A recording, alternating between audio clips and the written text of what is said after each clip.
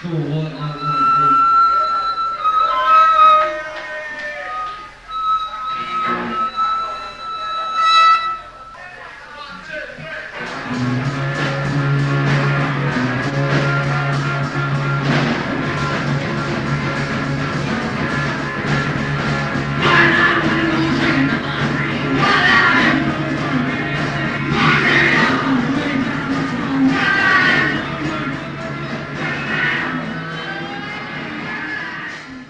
Before the gig, I wrote up a manifesto for Filth.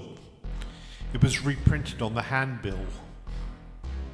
Knowing my history lessons, I nailed a copy of the manifesto on the front door of the offices of RAM in homage to Martin Luther and the All Saints Church in Wittenberg.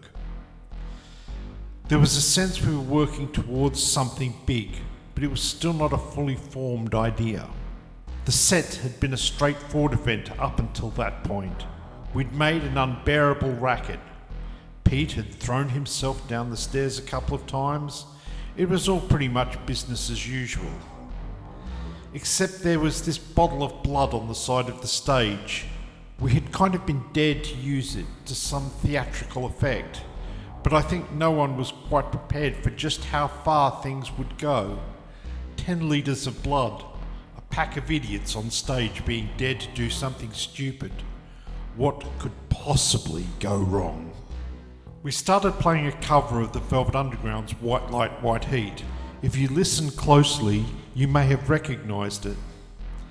After thrashing around randomly across the entire length of the guitar's neck, I managed to destroy a number of strings, and the bass and drums thundered on to the low wail of feedback. I grasped hold of the bottle and reached over to the microphone. "This is human blood," I said, and cracked open the lid of the bottle.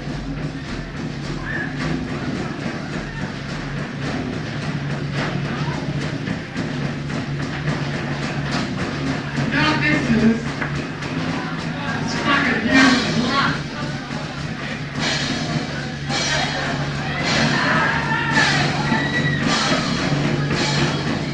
Here.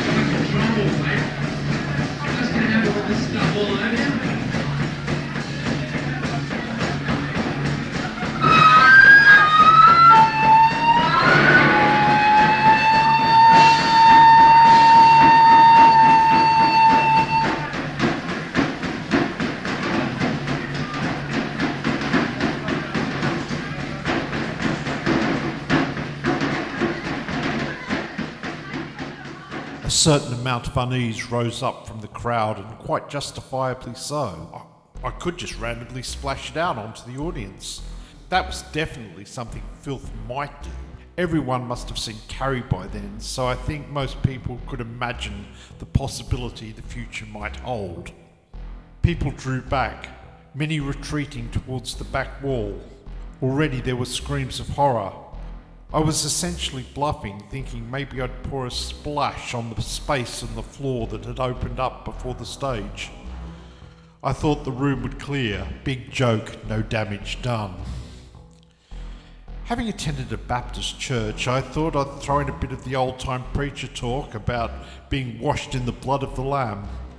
That should have been enough to frighten off anyone.